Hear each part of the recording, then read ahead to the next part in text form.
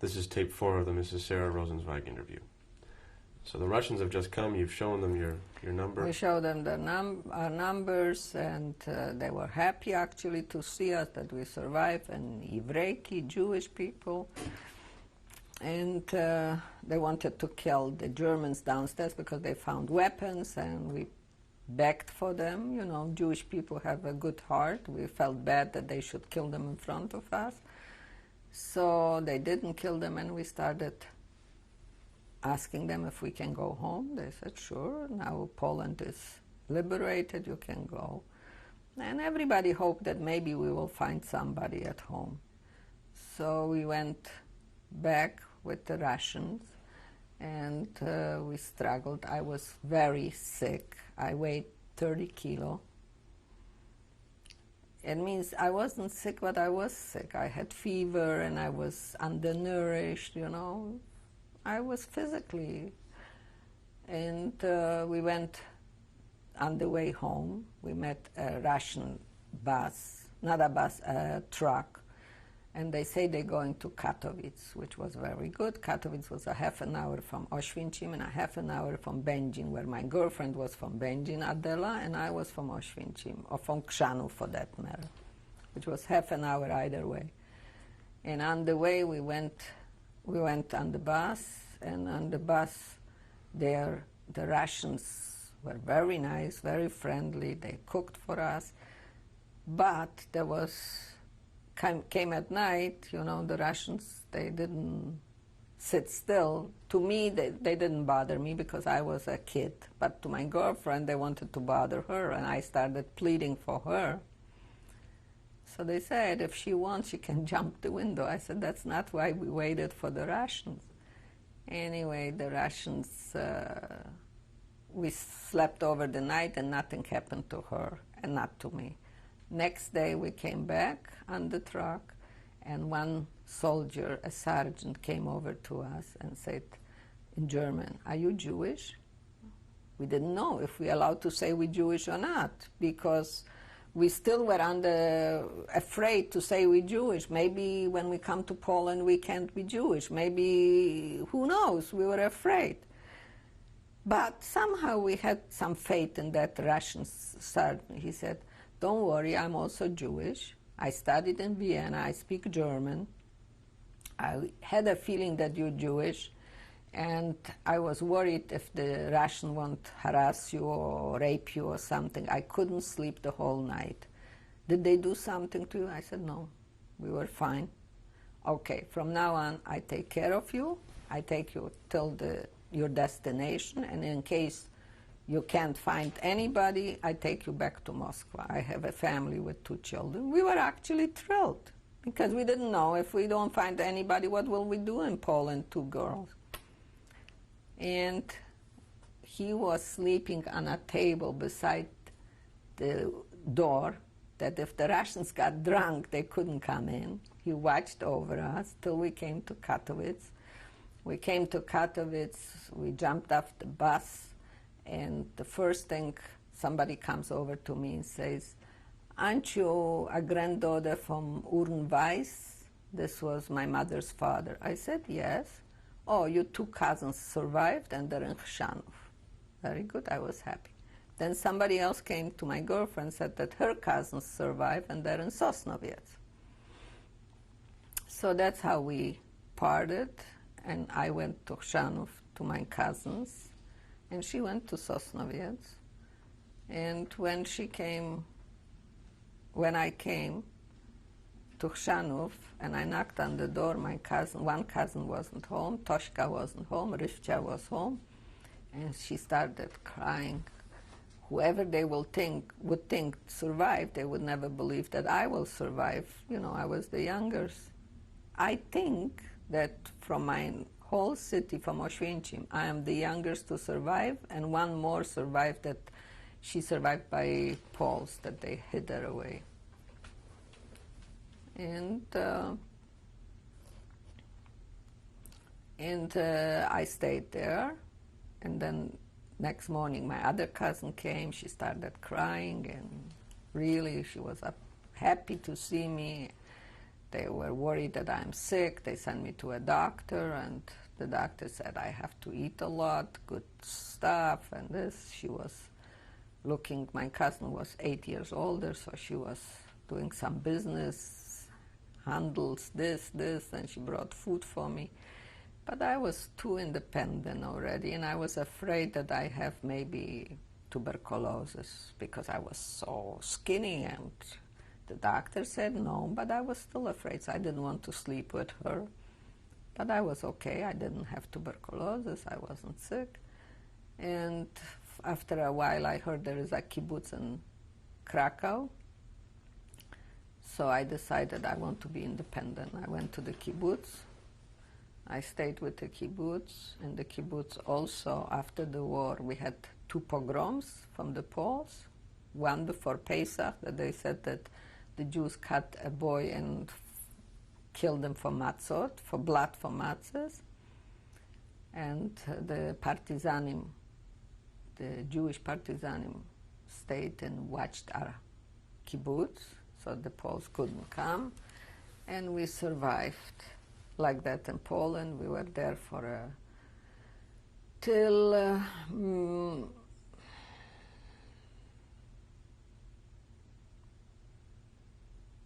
till March, maybe. And in March, we started heading out to Israel, not on a legal aliyah, but a non-legal aliyah. And we went through Austria and through Italy, and then we went to Rome. We had there this Israeli army, the Israeli people arranged for a big house, like a villa, Villa Cavaletti. It was in Rocco de Papa. That's where the Pope has his villa, actually. When was this? What year was this? It was in 1946. And we stayed there, the whole group, the whole kibbutz. And we were cut on the way, but we were speaking Greek, a few words that they should think we Greeks, not immigrants to Israel. We stayed there, and from there we headed out to Israel. We went with a boat where they cut us in La Spezia. They cut the boat, the British cut up with us, that we're not allowed to go to Israel. So we put up a fight, meaning we put a hunger strike, and the Italian Communist Party was voting for us that we should be left to go after the war, and so and so. So finally, there was a Professor Laskin in London. He came to speak to us that we will be granted aliyah, legal aliyah actually. So from the one boat, we got the other boat, because it was very crowded.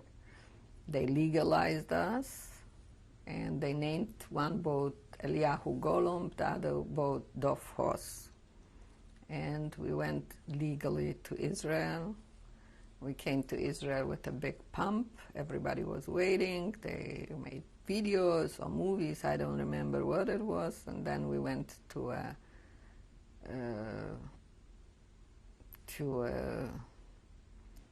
place like, temporary housing for us. And from there, from the temporary housing, they were asking people where they want to go. If you're religious, you went to a religious place. If you're not religious, to a not religious place. If you wanted to go to a kibbutz, or to a school, or to the city, you had your choice. Well, in my age and my group, kibbutz people, most of them went to a kibbutz. They asked me if I have a preference. I said, no, anyone, you send me. So they sent all my group to kibbutz Usha, and we were 3 girls that really cared to eat kosher. But we felt in Israel everything is kosher. What's the difference where we are sent? We found out difference. After a few days, we saw that we served on the same plates here and on the same place there. So we asked if we can eat kosher. They say no. They say no, so we called the Sochnut in Yerushalayim, the Aliyat HaNoar, because They sent us to the kibbutz as Aliyat HaNoar, as youth group. Because we were mostly, I mean, I was the youngest, but they were not much older. They were 5 years older, which was also in the 19th, 18th. So that was like a ulpan. We learned English, Hebrew. We studied Hebrew, and we worked in the kibbutz for a while. And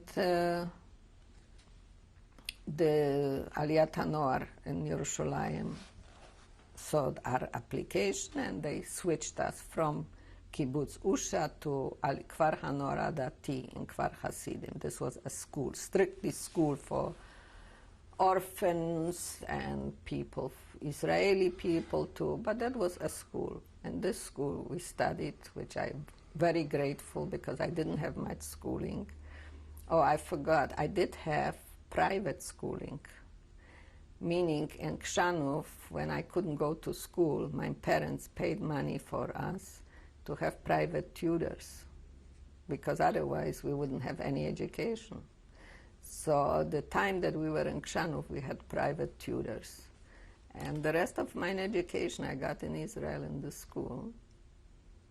I was there for 2.5 years, and afterwards I went out. I lived in Petach Tikva with my cousins, the 2 surviving cousins which I had. They also came to Israel. We met, we lived together, and then we went to a Haskara, which means a memorial from our city. Our city, I said Kshanuf, because my family went from Kshanuf. And I met my husband. He came there with his niece. His niece is the daughter of the woman that hid me. And she always wanted me to meet him, and she wanted him to meet me, but it never came out. And this time, on the Haskara, on the memorial of our city, we met. And my husband asked, well, Shmuel asked me then if he can come and see me. I said, sure. He was very handsome, very nice. I was very happy to have him come see me. But he didn't say when, and he came Motzei Shabbat. Motzei Shabbat I was out, so he left me a note that he comes Tuesday. And Tuesday I was home waiting for him, naturally. And 3 months later we were engaged, and 6 months later we were married. And we are very happy married, thank God. But I had difficulties to accept to have children because I was always worried what will happen with my children, Jewish children. But we did have 2 children, and it took me a long time, I would say maybe 20 years, that I had dreams. I never dreamt that I'm married or I have a husband. I just dreamt that I'm hiding away my children. And I was screaming or yelling, and my husband, Shmuel, always pushed me, woke me up, pushed me, woke me up. It took me a long time. I would say at least 20 years till I got over that situation at night that I screamed for the children. And we were in Israel. I go back. I should have skipped. So anyway, after 6 months we were married. We stayed in Israel for a year. I became pregnant. And in 1951, I think, we came to Canada. In 1951, we got married in September, and we came to Canada in 1952, I think. And I came here, I was 7 months pregnant, so my husband did never let me go to work when the children were small. Said, we wanted children, you have to be with them, old-fashioned way. And then we lived and we came to Canada, and my children were born here. Betty was born in the Old Mount Sinai. Eli was born, Vitti is her name, is after my mother, Vitti. And Handel after mine, Vitti Handel is her name because I named her after my mother and after my grandmother, my father's mother, which I love dearly. And I grew up with her. My son is named Eliyahu David, Eliyahu after Shmuel's father and David after my father. We sent them to Associated Hebrew School when they grew up. And that's it. Looking back, what do you think the main thing was that allowed you to survive what you went through?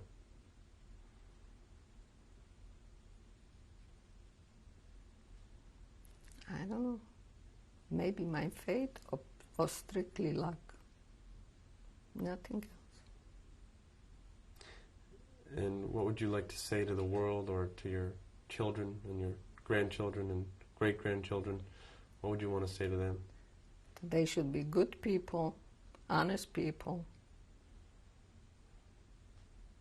and remember their roots, their Jewishness, what our parents gave us to remember, to be Jewish, to keep Jewish. Thank you very much for allowing us to interview you. My pleasure.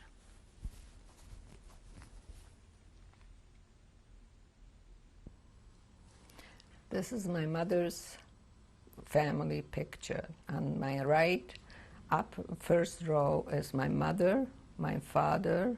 My mother's name is Vitti Greenbaum, maiden name Weiss. My father, David Greenbaum. My aunt from Canada, Fanny Shore. My uncle from Krzanów, Pavel Goldberg. His wife, my mother's sister, Sara Goldberg. The second row from the right is my mother's youngest brother, Heshek Weiss. My grandfather, Urn Weiss. In the middle is my cousin, Toshka Goldberg. My grandmother, Gitel Weiss. My cousin, Rivcha Goldberg, and their younger sister, Broncha Goldberg, which perished. And in the corner, which you see out raised away, that was me, but I was crying, so they took me out.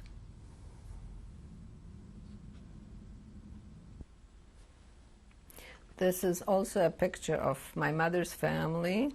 On my right-hand side of the picture is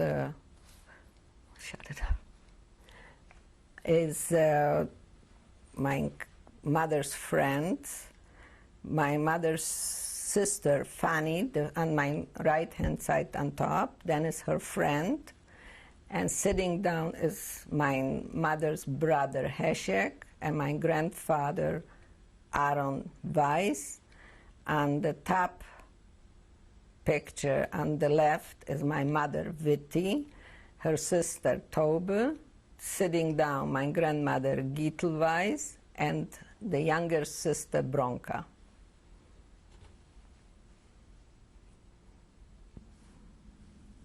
This is my mother when she was engaged, and her name is Vitti, and her maiden name was Weiss, her married name is Greenbaum. Engagement picture.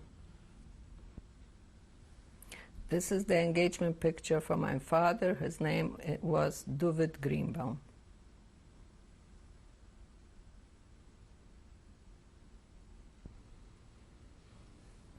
That's my father and mother, father David Greenbaum and Vitti after their marriage.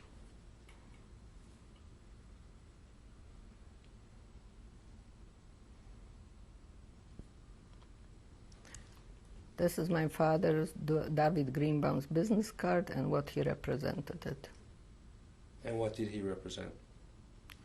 That he was an alderman in the Jewish Gemeinde, and that he was a president of the workmen's center of his business, and in the Polish city hall also.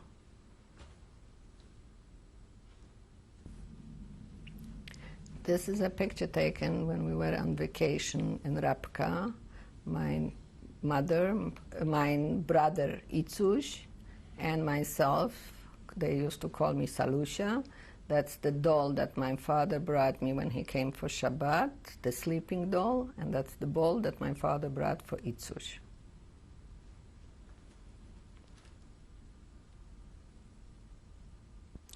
This is a picture of me in the kibbutz when I was right after the war in 1945, and I weighed 30 kilo.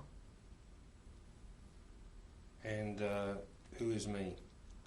Me, that's Salusha Greenbaum. Me is Salusha Greenbaum. This is the picture of our wedding, of my happiest day in my life. I married to Shmuel Rosenzweig. My maiden name was Sara Greenbaum. It was on the 5th of September 1951. We had an army wedding because my husband was still in the Air Force in Israel, and we had a very nice wedding for those times. We had about 300 people, and there was an army wedding with cakes, with sandwiches. For those times, we had a very nice wedding. We had music we had music from, not tapes, what do you call this? A band? No. What do we have? Records. We had a record music. And what was the date of your wedding? The 5th of September, 51. Was it the 5th or the 4th?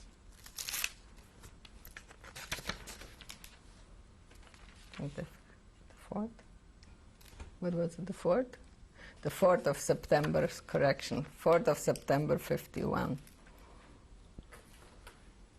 This is the day of the wedding of Viti Hendele. That was April the 10th, 1989. And that's on my right, that's me, Sara, my son Eli David Rosenzweig, Viti Hendel Rosenzweig, now Kones, and my husband Shmuel Rosenzweig. And what is the relationship of Viti to you? Viti is my daughter, and Eli David is my son, our son. This photo is taken in Israel, in Omer, which is not far from Beersheba. Those are my grandchildren, Viti's children, and the little one's name is Moshe, and the girl's name is Raz Esther, after my husband's sister Raz and his mother Esther. Just a minute, I can see here. What's the date here? This is my husband Shmuel and myself, Sara Rosenzweig, and we were vacationing in Florida. We made that picture a couple years ago. Okay, and how long have you been married now? And we are married 43 years. Good ones, thank God, till 120.